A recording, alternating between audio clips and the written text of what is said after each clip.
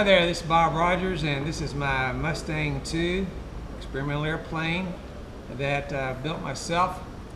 It has an unusual engine. It's got a Mazda rotary turbo engine in it from an RX-7, which is takes a lot longer to build, but gave me some good experience on designing everything firewall forward.